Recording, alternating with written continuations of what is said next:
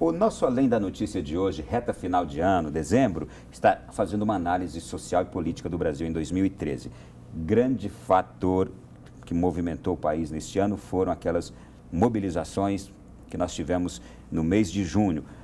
Aumento de passagens gerou um protesto em São Paulo e no Rio de Janeiro e a partir daí desencadeou uma sequência de manifestações no Brasil inteirinho.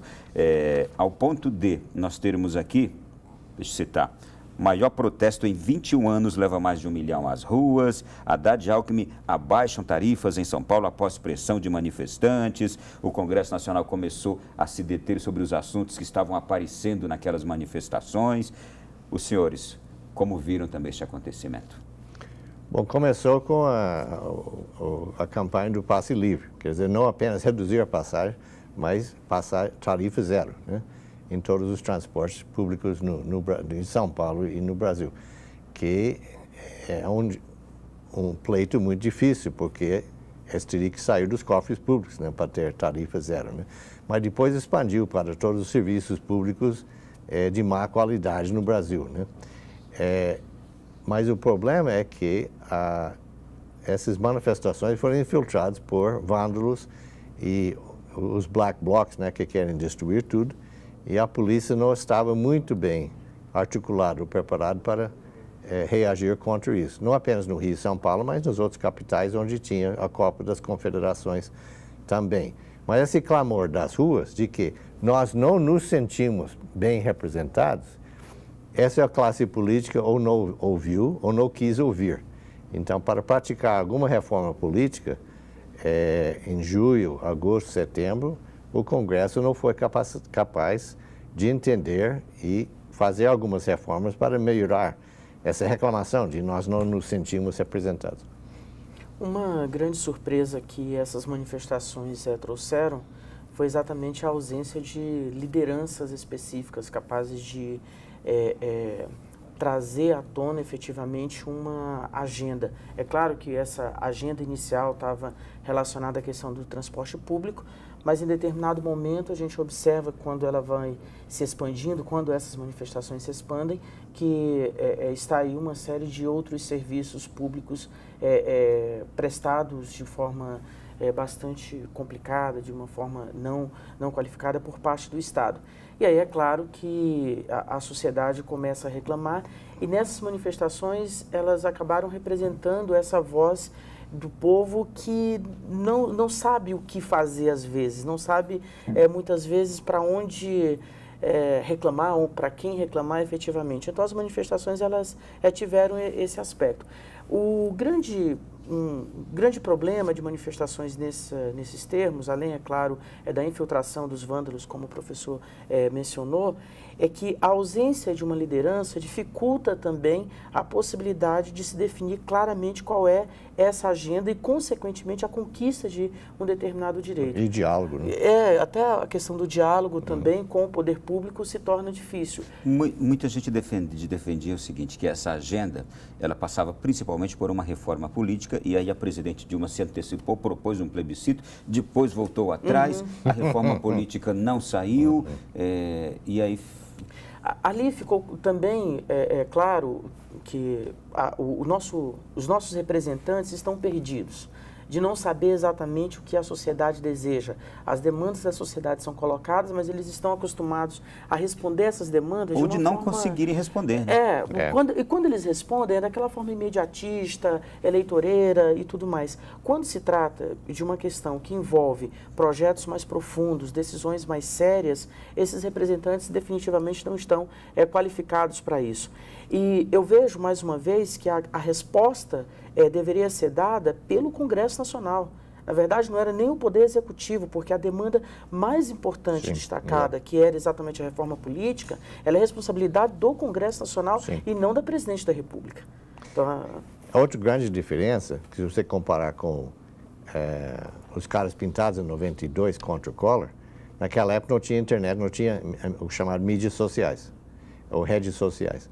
Então, toda essa manifestação em junho deste ano foi todo organizado, organizado pelas redes sociais e que, de uma certa maneira, anônima, como nós estamos falando. Só uma pergunta, para que aquilo que aconteceu não fique somente como algo de junho de 2013, os senhores veem uma possibilidade disso voltar a dar fruto e fruto consistente? Eu acredito que, em função do evento da Copa do Mundo do ano que vem e das próprias eleições, é bem provável que isso retorne. Entendi. Eu acho que em junho de 2014 vai voltar com uma força talvez 2 ou 3 vezes maior do que nós vimos em 2013, por causa da Copa, com 32 países aqui em 12 cidades, na véspera da campanha eleitoral brasileira. Entendi. Quem gosta de futebol, quem mais gosta de futebol dos dois? Eu sou bastante apaixonado por O Brasil futebol. sediou e venceu a Copa das Confederações. Uma análise breve sobre isso. Como torcedor, como alguém que é apaixonado por futebol, eu adorei. Muito bem. Mas tem um problema, de que todo mundo analisou historicamente nas outras Copas, do país que ganhou A Copa das Confederação. Confederações não ganhou a Copa. E até o momento a gente tem esse senão. esse senão aí, verdade. Muito bem. Ainda avançando aqui no ano de 2012, nós tivemos de 2013, a gente teve uma alta do dólar enorme já neste ano também. Um indício de quê? De que a inflação não esteve sob controle? Ali eu vejo, não é a minha área de atuação, mas uma certa dificuldade também do governo de lidar com essas questões, sobretudo internacionais, que acabam tendo impacto muito grande na economia local. Então, foi uma situação delicada. Mas, por outro lado, algumas medidas logo em seguida permitiram que o governo conseguisse ter um pouco, novamente, as rédeas do jogo em suas mãos. Fleischer, você é americano, eu não falei isso no começo, né? Você é americano, né? De onde? Eu nasci em Washington, mas eu sou também cidadão brasileiro por opção. Depois de tantos anos morando aqui. E a espionagem dos americanos ao Brasil e a outros países também? Como analisar isso? Essa aí foi a grande bomba que explodiu em 2013, que o jornalista Glenn Greenwald, no Rio, teve acesso aos dados do Edward Snowden, que continua sendo desovados. Hoje, por exemplo, agora em dezembro, temos a notícia de que a Suécia ajudou os Estados Unidos a espionar a Rússia. Então, quase toda semana tem novidades desse caso. Mostra que os Estados Unidos abusaram bastante a privacidade das nações, dos líderes das outras nações e também do cidadão individual. O telefone celular da Angela Merkel, primeiro-ministro da Alemanha, estava sendo grampeado há 13 anos. Então, realmente, essa é outra grande novidade importante em 2013. Muito bem. Qual dos dois aqui também é mais admirador do Papa João Paulo II, que a Igreja anunciou sua canonização no ano que vem? Isso aconteceu em julho, em agosto, a canonização de João Paulo II e João XXIII juntos. Alguém aí é mais conhecedor, mais admirador de João Paulo II? Não, eu não sou um grande conhecedor, não. Mas, assim, tradicionalmente na Igreja é normal que os papas acabem passando, né, por esse processo de canonização. E o Papa João Paulo II teve também uma popularidade extraordinária, tinha um carisma muito grande, então era quase que natural acontecer esse processo de canonização. Não, ele foi um papa que teve um reinado durante muitos anos, né? Foi talvez um dos papados mais longos da história. 20. E de uma longa sequência de papas italianos, ele veio um polonês para ser papa. Já o João XXIII, eu acho que a canonização dele foi muito tardia, porque eu acho que ele fez muita coisa em seus poucos anos de papado para realmente abrir as janelas da igreja. Vamos falar de Francisco no Brasil. Como é que os senhores acompanharam? Assistiram pela televisão, se detiveram ali, gostaram do Papa no Brasil, a forma como ele aqui procedeu? Olha, foi uma visita extraordinária, acho que ele conseguiu conquistar... Num momento político que não parecia favorável, Exatamente, né? Exatamente. E conseguiu conquistar o público de uma maneira também, assim, bastante significativa. E o surpreendente é que ele conseguiu fazer um discurso que chegasse aos diversos públicos da sociedade.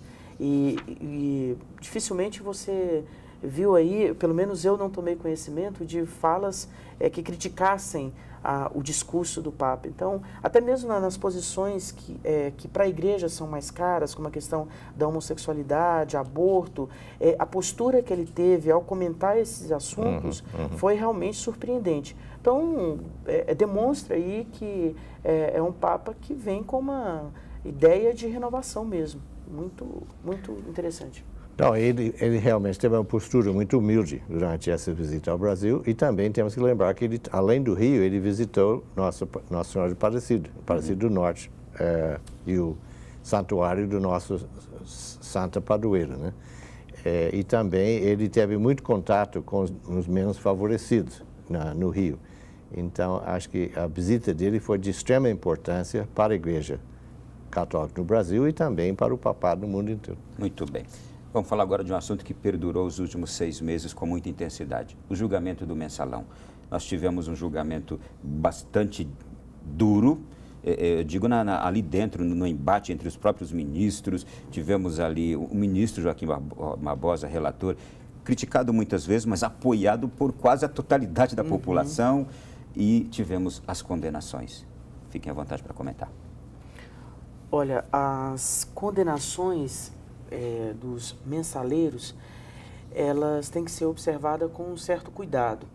Se por um lado é importante a gente observar o que está acontecendo, porque parece demonstrar a possibilidade de corruptos serem condenados, serem presos e tudo mais, mas eu vejo que ainda não é adequadamente a resposta que a sociedade está querendo.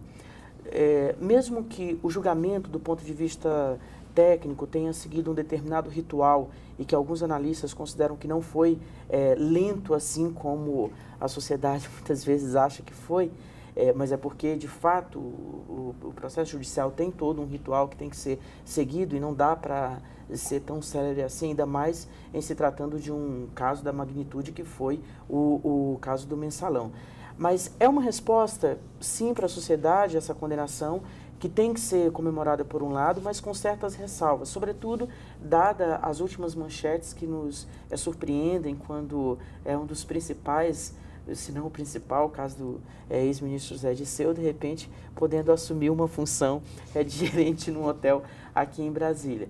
Então, essa diferença de tratamento que, de repente, pode vir a acontecer, como em alguns casos já está efetivamente acontecendo, acaba colocando em dúvida a capacidade pedagógica dessa condenação. Se volta ao problema da relação entre os poderes, principalmente do judiciário e do legislativo. Porque, em nome da imunidade política, esses políticos só podem ser julgados no Supremo, é chamado foro privilegiado. Então, por isso que esse julgamento foi no Supremo. E nosso Supremo não é um tribunal penal. Quase todos os Supremos, cortes no mundo inteiro, não são tribunais penais, são tribunais constitucionais. Mas nosso Tribunal Superior, nosso STF, realmente é um tribunal de última instância, né? Então, mostrou como que nosso Supremo funciona.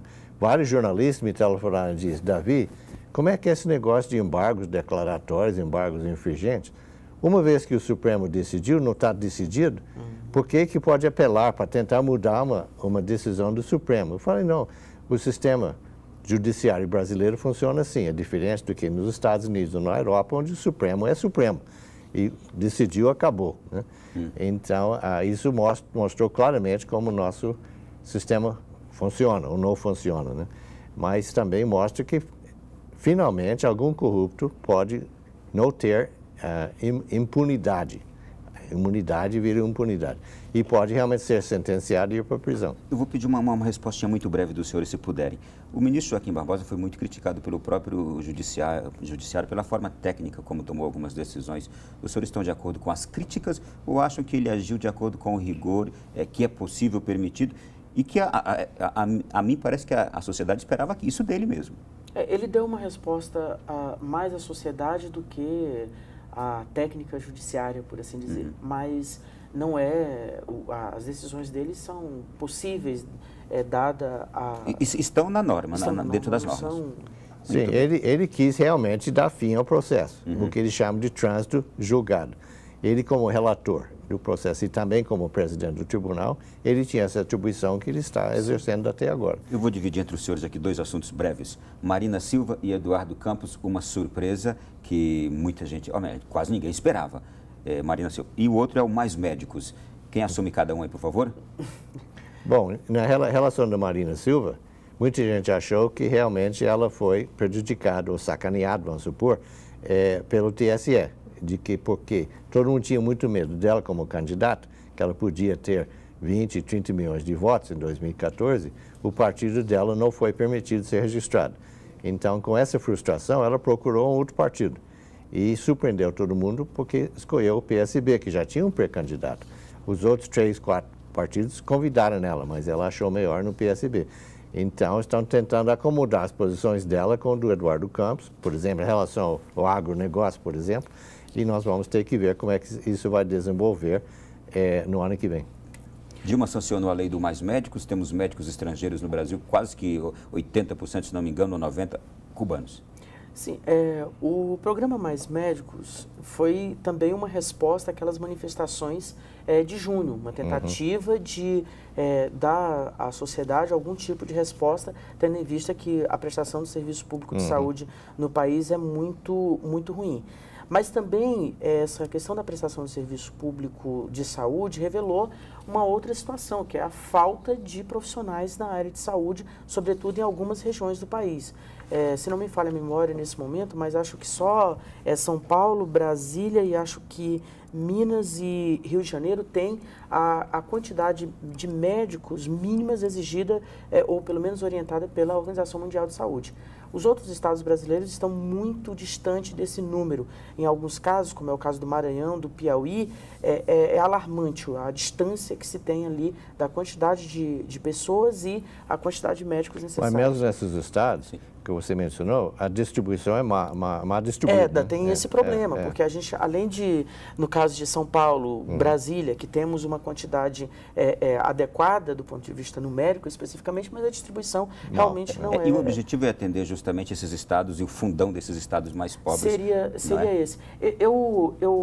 Uma observação que eu faço é que o programa talvez tenha pecado em não ter feito uma discussão mais ampla com a sociedade, com os próprios profissionais, para ver o tipo de solução mais adequada para ser tomada. Mas acabou que, em determinado momento, isso parecia que traria uma certa fragilidade para o governo da Dilma, mas, em determinado momento, ela parece conseguir reverter essa situação na medida em que ela diz, olha, o problema não é o que o governo está querendo, é que existem profissionais que não estão querendo ir para esses lugares. Sim. E nós queremos contratar médicos, mas os médicos que aqui estão, parece que estão criando barreiras. Então, ela conseguiu fazer essa inversão do jogo. E as pesquisas de opinião pública mostram que 80% da população apoia o programa Mais Médicos.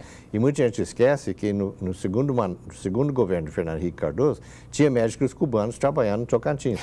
Então, essa não é novidade. Quer dizer, Fernando Henrique já trouxe médicos cubanos para trabalhar no Tocantins. Eu quero agradecê-los muito. Nosso tempo esgotou e eu quero agradecê-los muito por terem vindo aqui. Desejo a todos um Feliz Natal, um Feliz Ano Novo também, 2014, cheio de muitas alegrias para os senhores e para as suas famílias. Foi um prazer tê-los aqui. Igualmente, foi ótimo. E olha, aqui abordamos tantas coisas aqui, ainda faltaram algumas páginas, porque o ano foi cheio de tantos acontecimentos.